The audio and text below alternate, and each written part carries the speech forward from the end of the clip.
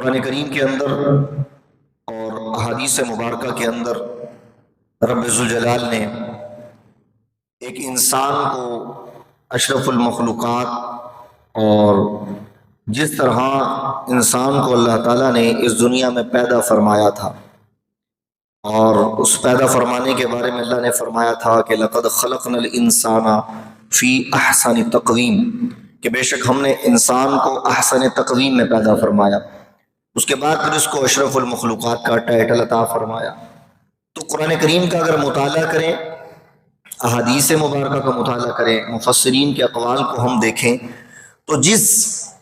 مقام و مرتبے پر انسان کو اللہ نے پہنچایا، یا جس مقام و مرتبے کے لیے انسان کو اللہ رب العزت نے پیدا فرمایا، تخلیق فرمایا، اس دنیا میں بھیجا، تو اس مرتبے تک پہنچنے کے لیے، اس مقام و مرتبے کو پانے کے لیے، اس شان و عظمت کو پانے کے لیے بہت سے لوازمات اور بہت سے احکامات ایسے ہیں کہ جب ان پر عمل کیا جائے گا یا ان لوازمات کو اپنایا جائے گا تو پھر جا کر انسان اس اشرف المخلوقات اور احسن تقویم کے مقام پر پہنچتا ہے جس کے لیے انسان کو اللہ تعالیٰ نے پیدا فرمایا۔ صرف انسان کو اللہ رب العزت نے پیدا فرمایا تو پیدا فرمانے ہی سے ہی اس کو وہ مقام نہیں مل گیا، بلکہ اس کی ایک جھلک دیکھنے کے لیے اور قیامت تک آنے والے انسان کو اس کا مقام و مرتبہ بتانے کے لیے اللہ تعالیٰ نے جب انسان کو پیدا فرمایا، آدم علیہ السلام کو پیدا فرمایا، تو تمام فرشتوں کو آدم کے سامنے سجدہ کرنے کا حکم دیا۔ وہ صرف اور صرف وہ سجدہ کرنا، اور ہزاروں کروڑوں سال سے وہ فرشتے جو اللہ کی عبادت کر رہے ہیں اس اعلیٰ مخلوق کو آدم کے سامنے جھکا دینا، یہ صرف اور صرف انسانیت کو اور قیامت تک آنے والے انسان کو یہ بتانا مطلوب تھا کہ تمہارا مقام و مرتبہ کیا ہے، تمہاری شان و عظمت کیا ہے، اور اللہ نے تمہیں کیا مقام دینا چاہا ہے، اللہ نے کیا عظمت و شان تمہیں دینے کا ارادہ فرمایا۔ تو اس لیے انسان کو وہ مقام بتانے کے لیے فرشتوں کو آدم علیہ السلام کے سامنے جھکایا۔ اس کے بعد جب انسان کو اللہ رب العزت نے دنیا میں بھیجا تو طرح طرح کے جو کہا جائے کہ اس کے ایک بدن پر اور نفسانی خواہشات جو ایک انسان کے اندر پنپتی ہیں اس کو اس کے وجود میں رکھ دیا اور بتا دیا کہ جذبات جو اے انسان تیرے اندر میں نے رکھے ہیں، تیرے اندر غصہ رکھا، تیرے اندر جلال رکھا، تیرے اندر محبت رکھی، تیرے اندر احترام اور شفقت رکھا، تیرے اندر حرص رکھی، تیرے اندر لالچ رکھا، تیرے اندر ہوس رکھی، شہوت رکھی، یہ ساری کی ساری چیزیں ہم نے تیرے وجود میں رکھی ہیں، لیکن تو اس مقام پر اس وقت پہنچے گا، اس شان و عظمت کے مرتبے پر اس وقت پہنچے گا جس مرتبے کے لیے ہم نے دکھانے کے لیے آدم کو سامنے سجدہ کروایا تھا۔ ہم اس مقام پر تجھے دیکھنا چاہتے ہیں، اور اس تک پہنچنے کے لیے وہ تمام تر چیزیں، وہ تمام تر جذبات، احساسات جو ہم نے تجھے عطا فرمائے ہیں، اگر ان جذبات کو تو اللہ کی رضا کے ماتحت کر لے گا تو یقینی طور پر تجھے وہ مقام و مرتبہ مل جائے گا۔ لیکن اگر تو ان احساسات کو، ان جذبات کو، اپنی محبت کو، اپنی الفت کو، اپنی چاہت کو، اپنی نفرت کو، حسد کو، حرص کو، ان تمام چیزوں کو اگر تو اللہ کے ماتحت نہیں رکھتا اور اپنے نفس کے ماتحت رکھتا ہے، اپنی مرضی کے مطابق ان کو چلاتا ہے، جس سے دل چاہتا ہے محبت کرنے کا تو اس سے محبت کر لیتا ہے، جس سے نفرت کرنے کا دل چاہتا ہے تو اس سے نفرت کر لیتا ہے،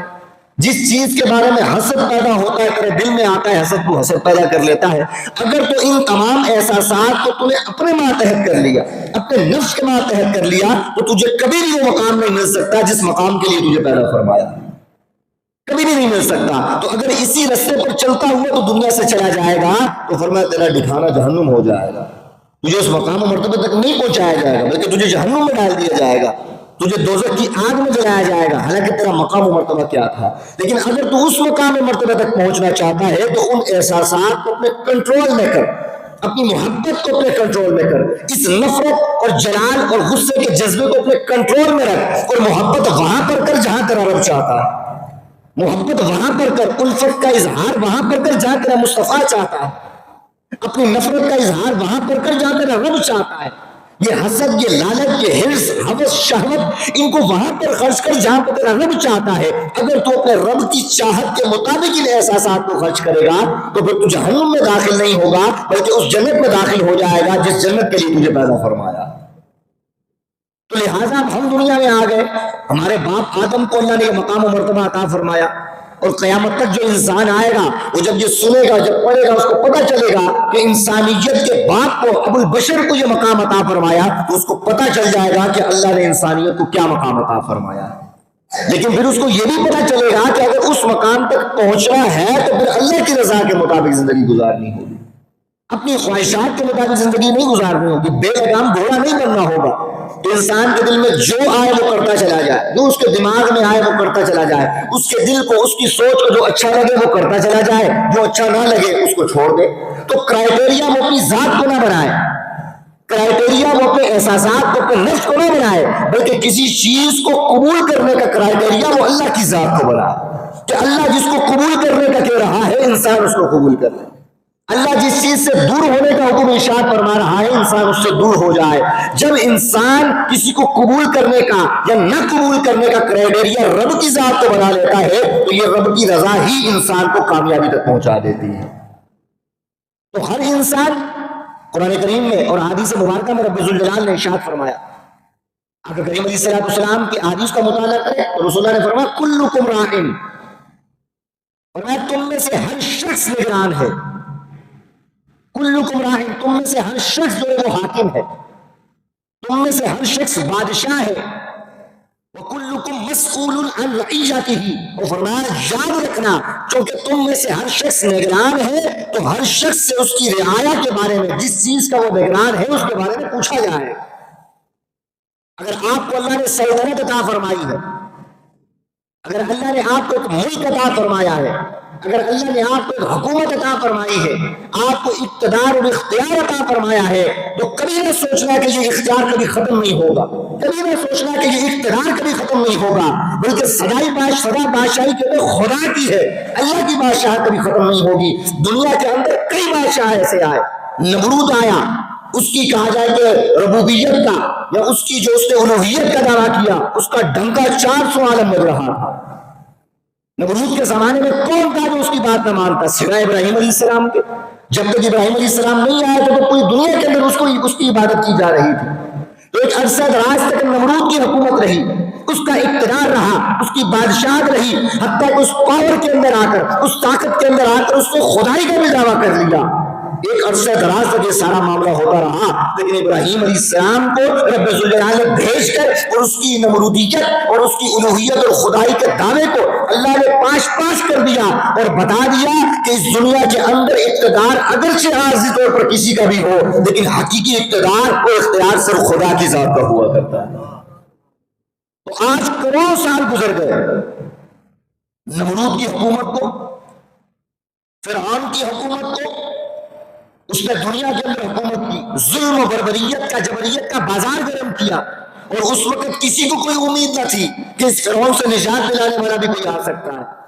اس نمرودیت کے جو ظلم کے اندر مظلوم تھے ان کو کوئی امید نہ تھی کہ کبھی ایسا ہو سکتا ہے کہ اس کی حکومت ختم ہو اور اس کی بادشاہت ختم ہو سکتی ہے، اس کا ظلم ختم ہو سکتا ہے، کسی کو نہیں لگتا تھا۔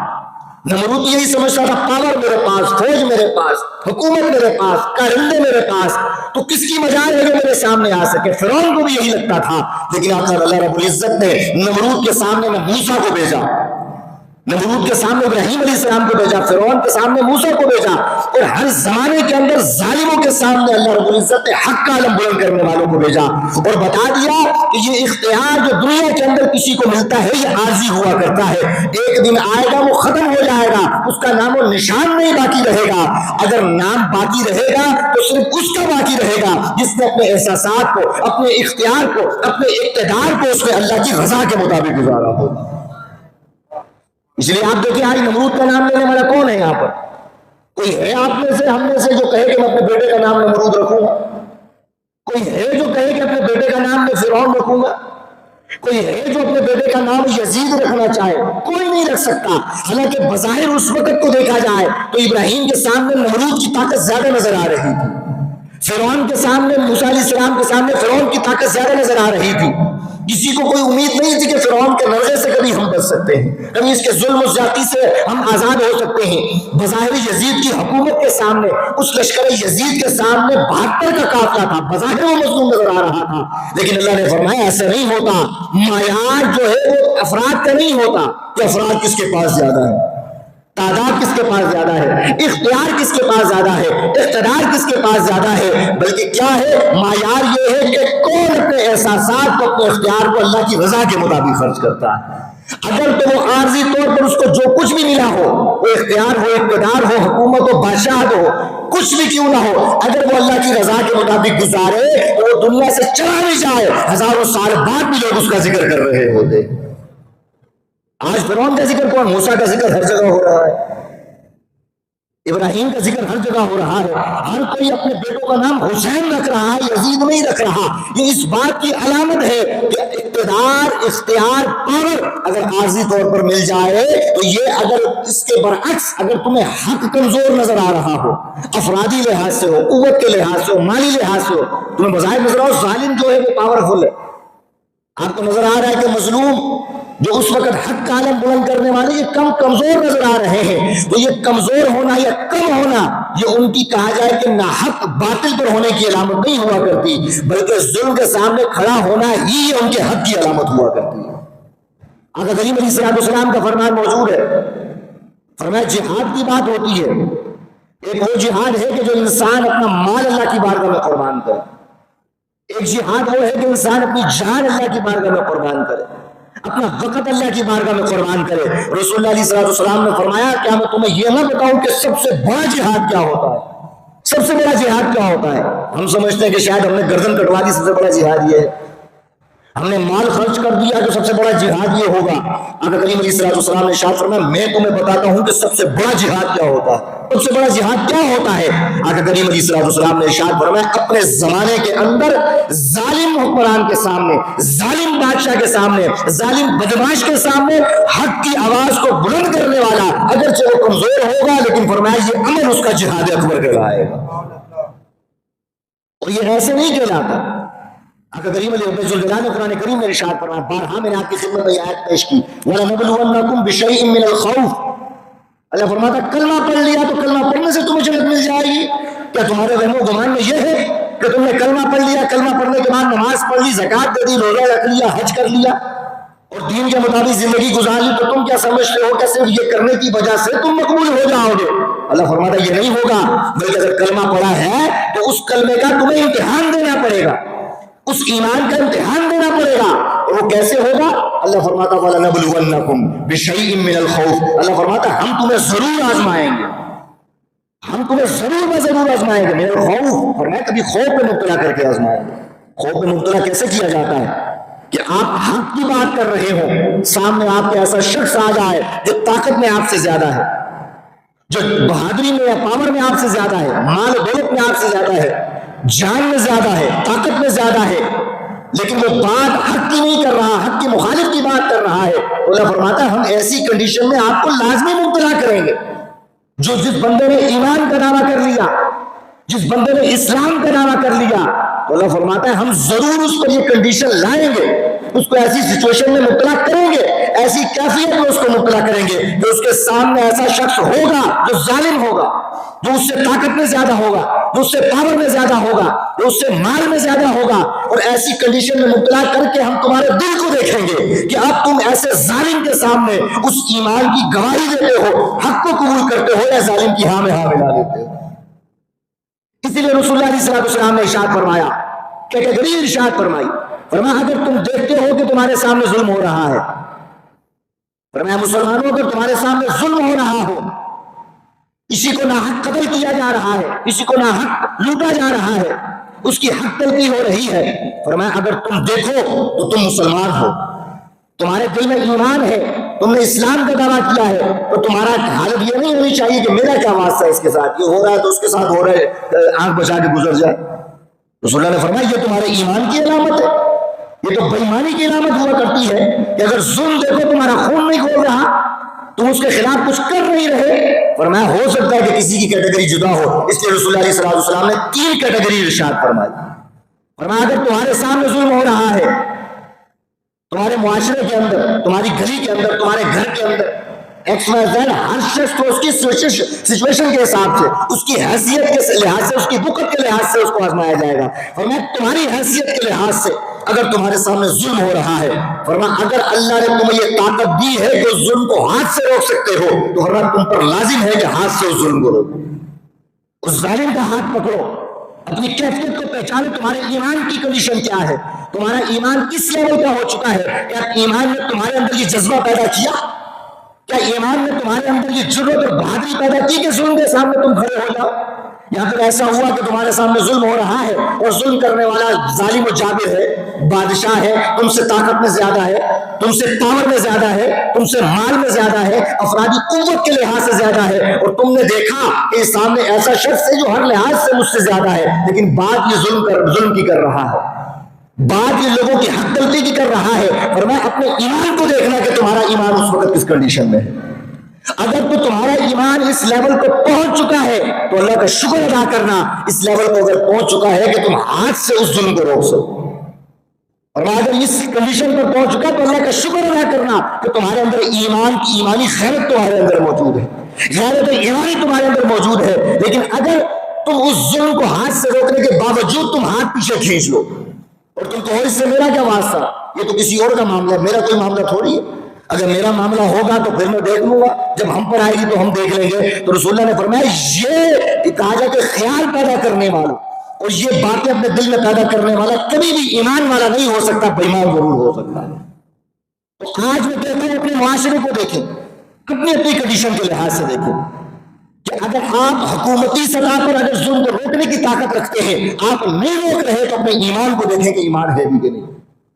اگر آپ شہر کی سطح پر ظلم کو روکنے کی طاقت رکھتے ہیں لیکن آپ روک نہیں رہے، اپنے کام میں لگے ہیں، تو اپنے ایمان کو دیکھیں کہ آپ کے دل میں ایمان موجود ہے کہ نہیں۔ اگر آپ معاشرتی علاقے کی سطح پر، گھر کی سطح پر، گلی کی سطح پر اگر ظلم ہوتا ہوا دیکھ رہے ہیں، ناانصافی ہوتے ہوئے دیکھ رہے ہیں، اور آپ ہاتھ سے روکنے کی طاقت رکھتے ہیں لیکن آپ روک نہیں رہے کہ میرا کیا معاملہ ہے اس کے اندر،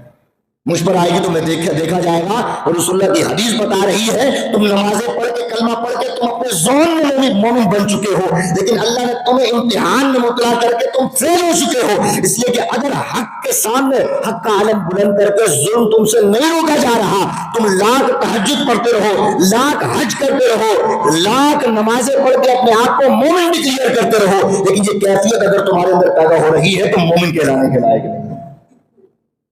اس لیے اپنے معاشرے کو دیکھیں، اپنی کنڈیشن کو دیکھیں کہ آپ کے گھر کے اندر ظلم ہو رہا ہے، آپ کی گلی کے اندر ظلم ہو رہا ہے، آپ کے محلے کے اندر ظلم ہو رہا ہے، معاشرے کو تباہ برباد کرنے والے لوگ موجود ہیں، ہر محلے میں ہوتے ہیں،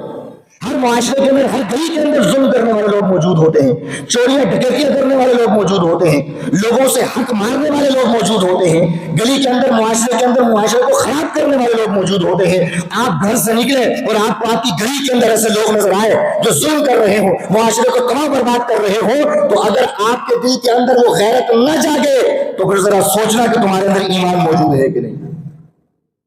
رسول اللہ کے زمانے کے اندر یہودیوں کا بہت بڑا ایک بازار تھا، وہ سارا کا سارا بازار یہودیوں کا تھا، مسلمان خرید و فروخت کے لیے کبھی جاتے تھے اور کبھی آ جاتے تھے، وہاں واپس آ جاتے تھے، لیکن کوئی وہاں پر ان کا ٹھکانہ مختص نہیں تھا، بازار کے لیے جاتے خرید و فروخت کر کے واپس آ جایا کرتے تھے، لیکن وہ پورا بازار جو ہے وہ یہودیوں کا بازار تھا۔ ایک مرتبہ ایک واقعہ ایسا ہوا کہ مسلمانوں کی ایک عورت اس بازار کے اندر گئی، یہ میں غیرت بتانا چاہ رہا ہوں آپ کو، غیرت کیسی ہونی چاہیے۔ صحابہ فرماتے ہیں کہ ایک عورت مسلمانوں کی اس بازار کے اندر خرید و فروخت کرنے کے لیے گئی اور پورا بازار یہودیوں سے بھرا تھا، اس کے اندر کوئی مسلمان نہیں تھا۔ آپ فرماتے ہیں اسی اسلام میں یہودیوں نے دیکھا کہ مسلمانوں کی عورت آئی ہے تو مسلمانوں کی اس عورت کو چھیڑ خانی کرنا شروع کر دی، ان کو تنگ کرنا شروع کیا، چھیڑنا شروع کیا۔ آپ فرماتے جب یہ معاملہ ہوا تو پورے یہودی بازار کے اندر کوئی مسلمان نہیں تھا، لیکن اچانک کیا ہوا، ایک مسلمان مدینہ کی بستی سے اس بازار کے اندر داخل ہو گیا۔ کنڈیشن کو سمجھیں، فرمایا پورا بازار یہودیوں سے بھرا ہے، ان کے پاس تلواریں ہیں، ان کے پاس آلات حرب ہیں، ہر چیز ان کے پاس موجود ہے، افرادی قوت بھی ان کے پاس موجود ہے، مالی قوت بھی موجود ہے، آلات حرب اسلحہ بھی ان کے پاس موجود ہے، پورا بازار ایک طرف یہودیوں کا ہے۔ فرمایا اس بازار کے اندر ایک عورت کو تکلیف دی گئی، فرماتے صرف ایک مسلمان تھا کہ جو یہودیوں کے بازار میں داخل ہوا، کسی کام سے گیا اور اس نے وہاں پر دیکھا کہ مسلمانوں کی ایک عورت ہے جس کے ساتھ یہ معاملہ ہو رہا ہے۔ میں کہتا ہوں اپنے آپ پر یہ طاری کر کے دیکھیں، اس سچویشن کو طاری کر کے دیکھیں کہ ہمارے سامنے ایسا ہو کہ ایک طرف لوگوں کا ہجوم ہو، وہ یہودی ہو، کافر ہو، ظالم ہو، جابر ہو، فاسق ہو، اور وہاں پر ایک مسلمانوں کی عورتوں کو چھیڑ خانی کی جا رہی ہو، ان کی عزت کو پامال کرنے کی کوشش کی جا رہی ہو، کمنٹ پاس کیے جا رہے ہو، اور وہاں پر آپ ایک موجود ہو، تو ہماری آج کنڈیشن کیا ہوتی ہے؟ یہ اللہ رب العزت ہر دل کے اندر ہمیں ایسی سچویشن میں مبتلا کر کے ہمارے ایمان کو پرکھ رہا ہوتا ہے۔ ہم سمجھتے ہیں کہ شاید ایمان کو پرکھنے کا مطلب یہ کہ تلوار اٹھا کر جہاد میں چلے گئے، ایمان کو پرکھنے کا مطلب یہ کہ ہم نے اپنی اولادوں کو قربان کر دیا اور سوچتے جہاد تو ہوا نہیں، ہم میدان جنگ میں نہیں گئے تو اللہ نے ہمیں آزمایا بھی نہیں۔ اولادوں کو قربان کرنے کی باری آئی تو ابھی آئی نہیں ہے، ہماری اولادوں کو قربان کرنے کی باری تو اللہ میں آزما بھی نہیں رہا۔ ذرا غور و فکر کریں، دن کے ہر سیکنڈ کے اندر، ہر منٹ کے اندر اللہ آپ کو آزما رہا ہوتا ہے کہ آپ کیا کر رہے ہیں۔ ظلم آپ کے سامنے ہو رہا ہے، آپ ہاتھ سے روک رہے ہیں کہ نہیں روک رہے، اپنے دل میں برا جان رہے کہ نہیں جان رہے، اس ظلم کو دیکھ کر آپ کے اندر کیا کیفیات پیدا ہو رہی ہیں، کیا خیالات پیدا ہو رہے ہیں، وہ خیالات ہی آپ کے ایمان کی قوی ہونے کا اور ضعیف ہونے کا پتہ دے دے گا۔ صحابہ فرماتے ہیں وہ ایک شخص ہم میں سے یہودیوں کے بازار میں گیا، اس نے وہاں پر جا کر دیکھا کہ ایک مسلمانوں کی عورت کی عزت کو پامال کیا جا رہا ہے، ان کو چھیڑا جا رہا ہے، تنگ کیا جا رہا ہے۔ صحابہ فرماتے ہیں اس ایک صحابی نے یہ نہیں دیکھا کہ یہ بازار تو یہی ہے، یہ ختم تھوڑی ہو جائے گا، یہ یہودی چلے تو نہیں جائیں گے، میں جاتا ہوں بھاگ کر جا کر مسلمانوں کو بتاتا ہوں، لشکر تیار کر کے آ کے پھر ہم ان سے بدلہ لیتے اور حساب و کتاب کرتے ہیں۔ صحابہ فرماتے ہیں ایسا نہیں ہوا، ایسا نہیں ہوا، بلکہ اس بندے نے، اس صحابی نے جب اس مسلمان عورت کی عزت کو پامال ہوتے ہوئے دیکھا، فرمایا اس کی غیرت ایمانی جوش میں آئی، اور وہ تنے تنہا جس کے پاس کوئی تلوار نہیں تھی، جس کے پاس کوئی آلات حرب نہیں تھا، کوئی اسلحہ موجود نہیں تھا، آپ فرماتے وہ تنے تنہا اس مسلمان عورت کی عزت کی حفاظت کرنے کے لیے پورے یہودیوں کے بازار سے لڑ پڑا۔ اللہ اکبر۔ تو آپ اندازہ فرمائیں، صحابہ فرماتے وہ تنے تنہا صحابی جس کے اندر ایمانی غیرت موجود تھی، اس کنڈیشن میں اپنے آپ کو مبتلا کرے، اور پھر اس صحابی کا عمل دیکھیں۔ صحابہ فرماتے رسول اللہ کو جب خبر پہنچی تو رسول اللہ نے یہ نہیں فرمایا کہ انہوں نے یہ کیا معاملہ کر لیا، آ کر ہمیں بتاتے، ہم لشکر لے جاتے، جا کر کوئی معاملہ کرتے، بلکہ رسول اللہ نے یہ نہیں فرمایا، بلکہ رسول اللہ علیہ السلام کو جب خبر پہنچی کہ ایک صحابی ایک مسلمان عورت کی عزت کی حفاظت کرتے ہوئے جام شہادت نوش کر چکا ہے، آقا کریم علیہ السلام وہ جو رحمت للعالمین ہے، جو شفقت اور رحمت جو مسلمانوں پر اس قدر ہے کہ جن کی رحمت اور حریصی کا خود خدا گواہی دے رہا ہے۔ اللہ فرماتا ہے حریص علیکم بالمؤمنین، اللہ فرماتا ہے مومنوں پر میرا محبوب بڑا رحیم ہے، بڑا کرم فرمانے والا ہے، مسلمانوں کو کانٹا بھی چبھے یا انسانیت کو کانٹا بھی چبھے تو محبوب محسوس کیا کرتا ہے، وہ رحیم کریم نبی۔ لیکن فرماتا ہے جب مسلمانوں کی عزت کی بات آئی، اس ایک عورت کی عزت کی بات آئی، آقا کریم علیہ السلام کو پتہ چلا، رسول اللہ علیہ السلام نے ارشاد فرمایا تمام کے تمام صحابہ جتنے بھی لوگ مدینہ کے اندر ہیں سب کو حکم کر دو کہ وہ لشکر تیار کریں۔ فرمایا لشکر تیار کریں، کوئی ایک بچہ بھی مدینہ کے اندر نہیں رہے گا، بلکہ ایک مسلمان عورت کی عزت کی اگر عزت کو پامال کیا گیا ہے تو فرمایا سارے کے سارے مسلمان جائیں گے اور جا کے اس سے مقابلہ کریں گے، اور اس ایک صحابی کو اپریشیٹ کیا گیا، ان کے ایمان کی گواہی دی گئی۔ میں یہ کہتا ہوں آج آپ اپنے گھروں میں موجود ہیں، آپ کے گھروں میں اگر ظلم ہو رہا ہے، آپ کی گلی کوچوں میں ظلم ہو رہا ہے، آپ کی گلی سے گزرنے والی عورتوں پر اگر کمنٹ پاس کیے جا رہے ہیں، اور آپ کے نوجوانوں کی وجہ سے، ایسے اللہ تعالی لوگوں کی وجہ سے آپ کا معاشرہ خراب ہو رہا ہے، اور آپ کے اندر غیرت نہیں جاگ رہی، تو ذرا سوچیں کہ کلمہ جو پڑھا ہے اس کا ایمان دل میں موجود ہے کہ نہیں موجود۔ اسی لیے رسول اللہ علیہ السلام نے ارشاد فرمایا کہ اگر تم ظلم ہوتا ہوا دیکھو، فرمایا تم پر لازم ہے، تم پر فرض ہے کہ اس ظلم کے مقابلے میں اپنا ہاتھ اٹھاؤ اور ظالم کا ہاتھ پکڑ لو۔ فرمایا یہ ایمان کی علامت ہے۔ فرمایا اگر تم اتنے کمزور ہو کہ تمہیں لگتا ہے کہ میرے ہاتھ ٹوٹ چکے ہیں، میرا جسم اس قابل نہیں کہ میں ہاتھ سے اس کا مقابلہ کر سکوں، میں اس کو روک سکوں، جسمانی اعضاء سے روک سکوں، تو فرمایا کم از کم زبان کے اندر تو طاقت ہوگی نا، تو فرمایا اس ظلم کے خلاف کم از کم اپنی زبان سے اس کا جہاد کر لینا، اس کی مخالفت کرنا، اور یہ کہہ دینا کہ میرے ہاتھوں میں جان نہیں ہے، میرے جسم کے اندر جان نہیں ہے، میرا ایمان اتنا کمزور ہو چکا ہے، لیکن میری زبان کے اندر ابھی طاقت موجود ہے، میں زبان سے اس کا جہاد کر رہا ہوں، میں اس کی مخالفت کر رہا ہوں. رسول اللہ نے فرمایا اگر یہ بھی نہ کر سکو اور تمہارا ایمان اتنا کمزور ہو چکا ہے کہ تمہارے ہاتھوں میں طاقت نہیں رہی, تمہارے زبانوں میں طاقت نہیں رہی, تو فرمایا کم از کم اتنا کر لینا کہ اس چیز کو اپنے دل کے اندر برا جان لینا, دل کے اندر برا جان لینا کہ یہ بہت ظلم ہو رہا ہے, بہت غلط ہو رہا ہے, اللہ کی ناراضگی والے کام ہو رہے ہیں. اگرچہ میرے اندر یہ طاقت نہیں میں ہاتھ سے روک سکتا ہوں, اگرچہ میرے اندر یہ طاقت نہیں کہ میں اس کو زبان سے روک سکتا ہوں, لیکن کم از کم دل کے اندر اس کو برا جان لینا. میں کہتا ہوں اپنے ایمان کو ذرا محاسبہ کریں کہ آج ہمارے دل کے اندر جو ایمان موجود ہے یہ کس کیٹیگری کا ہے. آج ہم اپنے معاشرے کو کس طرح سے اس کو پروٹیکٹ کر سکتے ہیں, اپنے گھر کے اندر ہونے والے ظلم کو کس طرح پروٹیکٹ کر سکتے ہیں, اس کا مقابلہ کر سکتے ہیں, جہاں پہ صرف معاملہ خراب نہ ہونے کی وجہ سے کہ چھوڑو یار یہ بعد میں معاملہ خراب ہو جائے گا درگزر کریں, آپ ظلم کا ساتھ دینے لگ جاتے ہیں. آقا کریم علیہ السلام نے قرآن کریم کے اندر رسول اللہ نے بات ارشاد فرمائی. اللہ فرماتا ہے کہ جب تک معاشرے کے اندر کفر ہوتا رہے, شرک ہوتا رہے, یعنی کہ معاشرے کے اندر کافر ہی کافر موجود ہے, معاشرے کے اندر شرک مشرک موجود ہے, تو اللہ فرماتا ہے کبھی بھی اللہ صرف کفر کی وجہ سے یا شرک کی وجہ سے اس پر عذاب نازل نہیں فرماتا. ایسا نہیں ہوتا کوئی کفر کر رہا ہے تو اللہ اس پر عذاب نازل فرمائے. اللہ فرماتا میں ایسا نہیں کرتا, اس میں جلد بازی نہیں کرتا بلکہ مہلت دیتا ہوں. فرمایا ایسا نہیں ہوتا کہ کوئی مشرک بن جائے, معاشرہ پورا مشرکوں سے بھر جائے, ہر جگہ شرک ہونے لگ جائے, تو فرمایا میں ڈائریکٹ اس پر عذاب نازل نہیں کرتا جب تک نبی کو نہ بھیج دوں,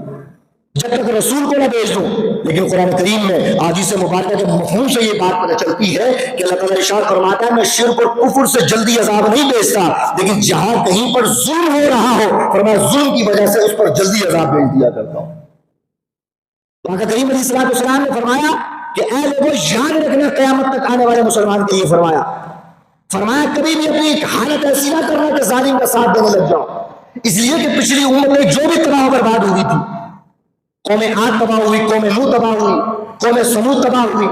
ابراہیم علیہ السلام کی قوم تباہ ہوئی, دیگر جتنی بھی امتیں قومیں تباہ و برباد ہوئی, آقا کریم علیہ السلام نے ارشاد فرمایا ایسا نہیں تھا کہ پوری کی پوری قوم ہی خراب تھی, ایسا نہیں تھا, بلکہ فرمایا اس کے اندر چند لوگ تھے جو ظلم کیا کرتے تھے, جو نہ حق قتل کیا کرتے تھے, جو حق تلفیاں کیا کرتے تھے, اور جو دوسرے لوگ جو یہ کام نہیں کیا کرتے تھے فرمایا وہ ان کا ہاتھ نہیں روکا کرتے تھے, وہ زبان سے ان کو منع نہیں کیا کرتے تھے, دل میں برا نہیں چاہتے تھے, وہ کہتے ہم تو نماز پڑھ رہے ہیں, ان کا معاملہ خدا جانے, ہم نماز پڑھ رہے ہیں, ہم زکات دے رہے ہیں, ہم اللہ کا حق ادا کر رہے ہیں. آقا کریم علیہ السلام نے ارشاد فرمایا کہ جب ظلم کا ساتھ نہ دی, ظلم کو روکا نہ جا رہا ہو, حق کا ساتھ نہ دیا جا رہا ہو, تو فرمایا ہوتا کیا ہے, ان تمام امتوں کو رب ذوالجلال نے جہاں پر ان ظالموں پر عذاب نازل فرمایا وہیں پر ان لوگوں پر بھی عذاب نازل فرما دیا جو اس کا مقابلہ نہیں کر رہے ہوتے. تو فرمایا لہٰذا تم نے مسلمانوں کبھی ایسا نہ کرنا کہ تمہارے سامنے ظلم ہو رہا ہو تو تم کو ہم تو نمازیں پڑھ رہے, ہم تو زکات دے رہے, ہمارا تعلق اللہ کے ساتھ, ان کا معاملہ اللہ جانے. فرمایا اس کا مطلب یہ ہوا تم ظلم کے مقابلے میں جب تم نے خاموشی سکون اختیار کر لیا, اس کا مطلب ہے تم نے ظالم ہی کا ساتھ دے دیا. تو فرمایا جو حال ظالم کا ہوگا وہی حال تمہارا بھی ہوگا. اس سے رسول اللہ علیہ السلام کا فرمان میں نے آپ کی خدمت میں عرض کیا کہ کلکم راعٍ, فرمایا تم میں سے ہر شخص نگران ہے, تم میں سے ہر شخص حاکم ہے. ہو سکتا ہے کوئی کسی ملک کا حاکم ہو سکتا ہے کوئی کسی شہر کا حاکم ہو, کوئی کہے میں شہر کا حاکم نہیں, میں ملک کا حاکم نہیں, تو ہو سکتا ہے آپ اپنے گھر کے حاکم ہو. کوئی کہے گا میں اپنے گھر کا حاکم نہیں, ہو سکتا ہے کہ وہ اپنے وجود کا حاکم ہو. اگر کوئی شخص اس کنڈیشن میں کہے میں نہ ملک کا حاکم ہوں, نہ شہر کا حاکم ہوں, نہ گھر کا بڑا ہوں, میرے تو کوئی چیز نہیں ہے, میں بس تنہا زندگی گزار رہا ہوں, تو آقا کریم علیہ السلام نے ارشاد فرمایا سب کچھ نہ ہونے کے باوجود بھی اللہ نے تمہیں آنکھیں عطا فرمائی ہے, اللہ نے تمہیں یہ زبان عطا فرمائی ہے, اللہ نے تمہیں یہ کان عطا فرمائے ہیں, اللہ نے تمہیں یہ ہاتھ اور جسم عطا فرمایا ہے. تم کسی اور چیز کے حاکم نہ بھی ہو, لیکن یاد رکھنا یہ چیزیں اللہ نے عطا فرمائی ہے, تم ان چیزوں کے حاکم ہو چکے ہو. تم اپنی آنکھ کے نگران ہو, تم اپنی زبان کے نگران ہو, تم اپنے کان کے نگران ہو, اپنے ہاتھوں اور پاؤں کے نگران ہو. اگر کسی اور چیز کے بارے میں نہ بھی پوچھا جائے, لیکن رب تم سے یہ ضرور پوچھے گا کہ میں نے تجھے آنکھیں عطا فرمائی تھی, آنکھوں کو تم نے کہاں استعمال کیا تھا. میں نے تجھے زبان عطا فرمائی تھی, تم نے زبان کو کہاں استعمال کیا تھا. میں نے اس کان سننے کی صلاحیت تمہیں عطا فرمائی تھی, اے بندو تم نے سننے کی صلاحیت کو کہاں استعمال کیا. تمہارے بازوؤں کے اندر میں نے طاقت عطا فرمائی تھی, اس طاقت کو تم نے کہاں استعمال کیا. یہ پاؤں تمہیں عطا فرمایا تھا, یہ پاؤں چل کر کس طرف گئے, تم نے کہاں پر ان کو خرچ کیا. تو اس لیے آقا کریم علیہ السلام نے ارشاد فرمایا کلکم راعٍ وکلکم مسئول عن رعیتہ، کہ تم میں سے ہر شخص نگران ہے، تم میں سے ہر شخص حاکم ہے، اور تم سے تمہاری رعایا کے بارے میں پوچھا جائے گا۔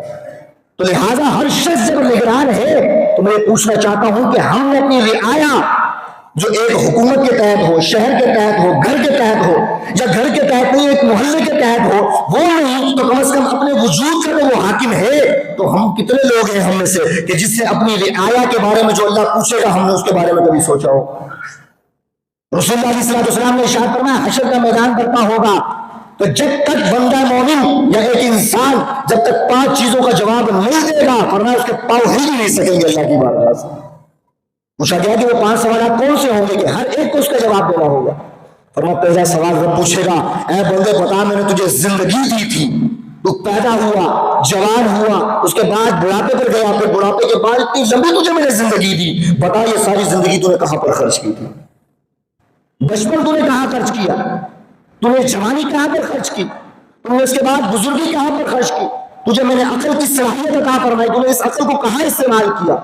آقا کریم علیہ السلام نے ارشاد فرمایا جب تک وہ اس کا جواب نہیں دے گا فرمایا وہ گمان نہ کرے کہ وہ اللہ کی بارگاہ سے ہٹ سکتا، جب تک جواب نہیں دے گا وہیں پر کھڑا رہے گا۔ فرمایا دوسرا سوال اللہ پوچھے گا بتا میرے بندے تجھے میں نے جوانی عطا کی تھی، اس جوانی کو تو نے کہاں پر خرچ کیا تھا؟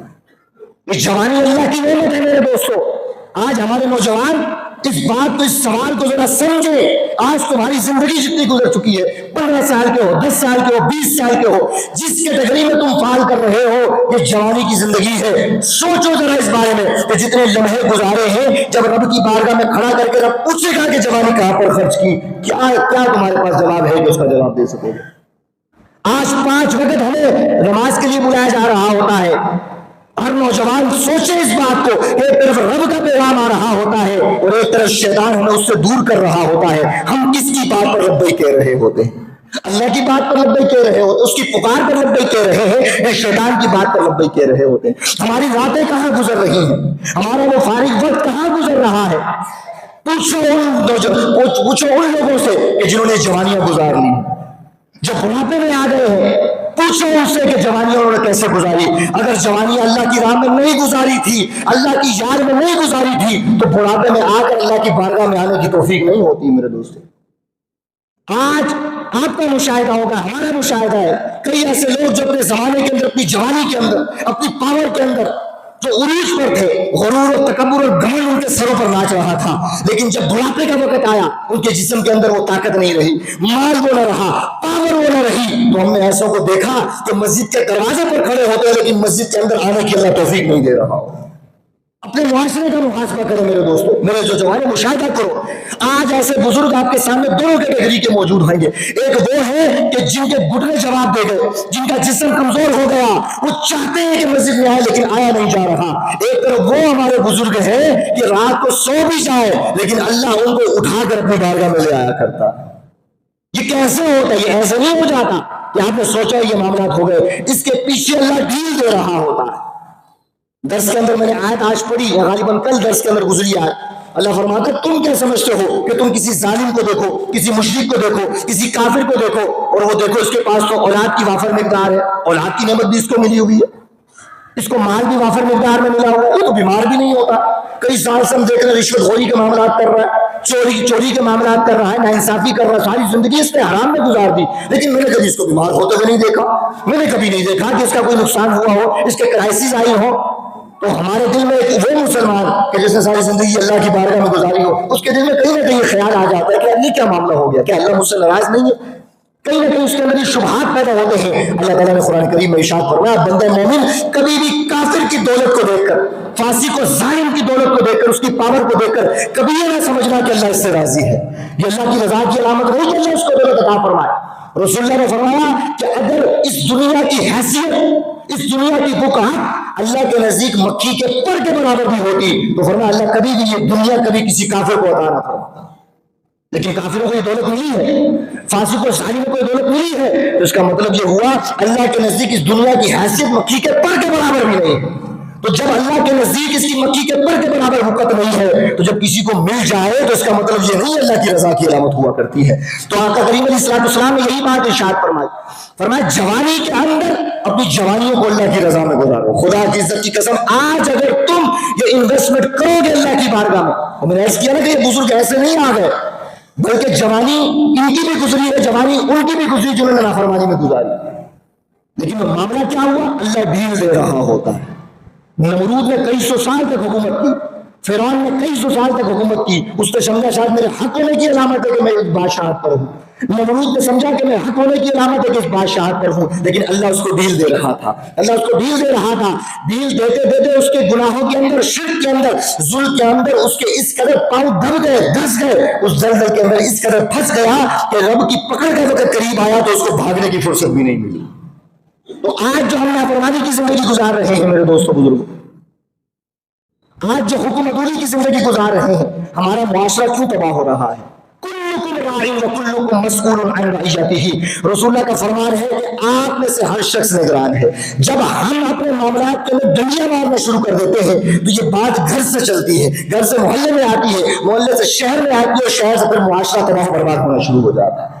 تو آج ہمارا حال یہ ہو گیا کہ ہم ہر چیز کا قصور ہم دوسروں پر ڈال رہے ہوتے ہیں. آج حکومت ایسی چل رہی ہے, یہ حکمران جو ہے کرپٹ ہو چکے ہیں, فلاں شخص جو یہ ہو چکا ہے. اگر اپنا محاسبہ کر کے دیکھیں جن چیزوں کا اللہ نے ہمیں حاکم بنایا ہے, ہم اس کے اندر سب سے بڑے ظالم نظر آ رہے ہوتے ہیں. آپ کے ماتحت آپ کی اولاد ہے, آپ نے کتنا ان کو دین سکھایا, آپ نے کتنا ان کو علم سکھایا, کتنا اللہ کے بارے میں بتایا, آپ نے کتنا ان کو دین کے بارے میں بتایا. رسول اللہ کا فرمان موجود ہے, کیا لوگوں اپنی اولادوں کو اہل بیت کی محبت سکھاؤ, ان کو قرآن سے لگاؤ سکھاؤ. ہم میں سے کتنے ہیں جنہوں نے قرآن پڑھ کے ان کو سکھایا, کتنے ہیں جنہوں نے قرآن سے محبت کرنا سکھایا, کتنے ایسے ہیں جنہوں نے ہمیں اہل بیت سے محبت کرنا سکھایا. ہم نے یہ معاملات نہیں کیے, ہم ہر چیز دوسروں پر ڈالتے ہوئے نظر آ رہے ہوتے ہیں. آج ہماری ترجیحات کا معیار کیا ہے, ہم کس کو مانتے ہیں, کس کو ترجیح دیتے ہیں, کس کے سامنے ادب سے کھڑے ہوتے ہیں. ہمارے معاشرے کا المیہ ہے, آج ہمارے سامنے جتنا پاورفل آدمی ہوگا ہم اس کا ادب اتنا زیادہ کر رہے ہوتے ہیں. آج جس کا عہدہ جتنا بڑا ہوگا اس کے ادب زیادہ کر رہے ہوتے ہیں. ہم نے لوگوں کو قبول کرنے کا معیار کرائٹیریا ان کی دولت کو بنا لیا ہے, ہم نے ان کے ظلم کو بنا لیا ہے, ہم نے ان کی پاور کو بنا لیا ہے. آج اگر آپ کا کسی کو قبول کرنے کا معیار دولت ہے آپ کے سامنے, آج ہمارا کیا ہے؟ آج زمانے کا چھٹا ہوا بدمعاش ہو, ظالم و جابر ہو, چور ڈکیت ہو, فاسق و فاجر ہو, زانی ہو, شرابی کبابی ہو, ایسا بندہ جب ہمارے سامنے آتا ہے تو ہم اس کی عزت کر رہے ہو. اپنے معاشرے کا لیا جب ہم نے کسی کو قبول کرنے کا معیار سے بنا لیا, جو جتنا بڑا زانی ہوگا, جو جتنا بڑا چور ہوگا, جو جتنا بڑا ڈکیت ہوگا, ہم اس کا ادب کر رہے ہوں گے, اس کی آؤ بھگت میں لگے ہوں گے, ہٹو بچوں والی حرکتیں کر رہے ہوں گے. تو ہماری اولاد بھی ہم سے یہی سیکھے گی کہ میرے باپ نے ظالم و جابر کی حمایت کی, اس کو ترجیح دی, لہٰذا آنے والے وقتوں میں وہ بھی کسی ظالم ہی کو ترجیح دے رہا ہوگا. جب ہم نے اپنا کرائٹیریا یہ بنا لیا کہ ہم نے ظالم و فاسق و فاجر لوگوں کو ترجیح دینا شروع کر دی, ان کی عزت دینا شروع کر دی, تو ہمارے ماتحت لوگ ہم سے دیکھ کر سیکھتے ہیں. انہوں نے بھی اپنے ذہن میں یہی کرائٹیریا بنا لیا کہ عزت اس کی کرنی ہے جس کے پاس پاور زیادہ ہوگی, عزت اس کی کرنی ہے جو سب سے بڑا ظالم ہوگا, عزت اس کی کرنی ہے جو سب سے بڑا چور اور ڈکیت ہوگا. اپنے معیار کو بدلے,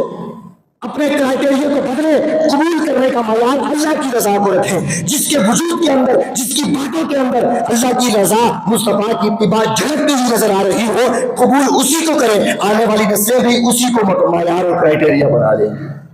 لیکن ہمارے یہ معیار ہو چکا میرے دوستوں بزرگوں, علماء. آج ہم نے کتنے لوگ, میں عرض کرنا چاہ رہا ہوں کہ ہم نے کتنے مسائل کو سیکھا, بات بہت لمبی ہو جائے گی. ہم میں سے کتنے لوگ ہیں کہ جنہوں نے طلاق کے مسائل سیکھے, ہم میں سے کتنے لوگ ہیں جنہوں نے نکاح کے مسائل سیکھے. ہونا تو یہ چاہیے کہ جس کیٹیگری کے اندر ہم آئے اس کے تمام مسائل آنے چاہیے. اگر ایک شخص پر نماز فرض ہو چکی ہے وہ نماز کے فرائض جانے. ایک شخص اگر نکاح کی تقریب میں, نکاح کے بندھن میں بن رہا ہے تو پہلے ہم نے اس کو نکاح کے مسائل بتانے ہیں, اس کو طلاق کے مسائل بتانے ہیں, تب جا کر اس کو اس کنڈیشن کے اندر مبتلا کرنا ہے. ہمارا رویہ یہ ہو چکا, ہم نے علم کو دور کر دیا, ایسے لوگوں سے ہم دور ہو گئے. ہم نے علماء کو صرف نکاح پڑھانے تک محدود رکھا, ہم نے علماء کو, ائمہ کو صرف جنازے پڑھانے تک محدود رکھا. نتیجہ کیا نکلا؟ جہاں تک محدود رکھا, پھر بعد میں جب سوالات ایسے آ رہے ہو تو پتہ چلتا ہے کہ کئی ہمارے سامنے ایسے سوال آئے میرے دوستوں بزرگوں, کئی سوال ایسے آئے کہ پتہ چلا جب کنڈیشن معلوم کی گئی 10 سال پہلے اس نے ایسے الفاظ ادا کر دیے جس سے اس کی طلاق ہو چکی تھی, 10 سال سے بغیر نکاح کے رہے. متعلقہ عورت کے ساتھ رہ رہے ہیں. لیکن یہ اویئرنیس کب آئے گی؟ جب ہم ان کو ترجیح دیں گے نا، جب ہم علماء کو ترجیح دیں گے. تو میرے دوستوں بزرگوں، اپنے آپ کا کرائٹیریا بدلیں اور اپنے ایمان کو پہچانے. ظلم کے خلاف کھڑا ہونا سیکھیں، ظلم کے خلاف بولنا سیکھیں، اس لیے کہ یہ زندگی یہیں پر رہ جائے گی. کبھی کسی کی زندگی کہا جائے تو کتنا جی لے گا انسان، 60-70 سال زندگی ہوگی. لیکن اگر آپ اپنی جان کو دیکھیں گے، حق کو نہیں دیکھیں گے، اللہ آپ کو ہر لمحے آزما رہا ہے. یہ نہ سمجھے کہ آپ کو آزما نہیں رہا، ہر لمحے اللہ آپ کو آزما رہا ہے. آپ کے ایمان کو دیکھ رہا ہے کہ کتنا مضبوط ہے. جتنی کمزوری ایمان میں ہوگی، یہ نہ سمجھنا کہ نمازیں پڑھنے سے قبول ہو جائے گا. نہیں، ایسا نہیں ہوگا. میرے دوستوں بزرگوں، اپنے اندر یہ اویئرنیس پیدا کریں، علماء کے ساتھ جڑیں، حق کو قبول کرنے کی اور ترجیح بنائیں علم کو، قرآن کو، حدیث کو، مصطفیٰ کی اتباع کو. ظالم و جابر کے سامنے کھڑا ہونا سیکھیں، ان کے خلاف بولنا سیکھیں. اتنا ایمان کمزور ہو چکا کہ بول نہیں سکتے، ہاتھ نہیں اٹھا سکتے، تو کم از کم اتنا تو کر لیں کہ دل میں اس کو برا جان لیں. لیکن ہمارا المیہ معاشرے کا، میرے دوستوں بزرگوں، میں عرض کر رہا ہوں، نتیجہ آپ کے سامنے. اپنا کرائٹیریا بدلیں، اس لیے کہ ہمارا کرائٹیریا ٹھیک نہیں ہے. ہمارے سامنے جتنا بڑا چور ہوگا ہم اس کی عزت زیادہ کر رہے ہوتے ہیں. کل کے چور، کل کے ڈکیت آج کے ہمارے حاکم بن کے ہمارے سامنے مخلص ہو کر آ رہے ہوتے ہیں. ساری زندگی جس بندے نے مخلوق خدا کا حق مارا ہو، اس کا ظلم کیا ہو، چوری ڈکیتی کے ذریعے مسلمانوں کو تکلیف پہنچائی ہو، آج اگر وہ آپ کے سامنے خیر خواہ بن کے آ جائے تو کیا گارنٹی ہے کہ وہ آپ کا خیر خواہ ہوگا؟ نہیں ہوگا. انداز چینج ہو جاتا ہے. اس وقت انداز کچھ تھا، انداز آج کچھ ہے. مقصود یہی ہوتا ہے. لیکن میرے دوستوں بزرگوں، یہ ہم ہیں. ہم اگر اپنا معیار بدلیں گے، ہمارا گھر ٹھیک ہو جائے گا، ہماری گلی ٹھیک ہو جائے گی، ہمارا محلہ، ہمارا معاشرہ ٹھیک ہو جائے گا. اگر فرد ٹھیک ہو جائے تو افراد خود ہی ٹھیک ہو جایا کرتے ہیں. فرد ٹھیک ہو جائے تو اجتماعیت خود ہی ٹھیک ہو جائے گی. گھر ٹھیک ہو جائے، محلہ خود ٹھیک ہوگا. محلہ ٹھیک ہوگا تو شہر بھی ٹھیک ہو جائے گا. اس لیے جہاں پر ہم پورے معاشرے کو ٹھیک کرنے کی ضرورت ہے، وہاں پر پہلے گریبان میں جھانک کر اپنے آپ کو ٹھیک کرنے کی ضرورت ہے کہ وہ احکام، وہ چیزیں جو اللہ نے مجھ پر لازم کی ہیں، کیا میں ان پر پورا بھی اتر رہا ہوں کہ نہیں اتر رہا؟ اگر تو پورا اتر رہے ہیں تو اللہ کا شکر ادا کریں. اگر نہیں اتر رہے تو اللہ کی بارگاہ میں توبہ کریں اور کوشش کریں کہ ان چیزوں کو پورا کرنے کی کوشش کریں. اگر نہیں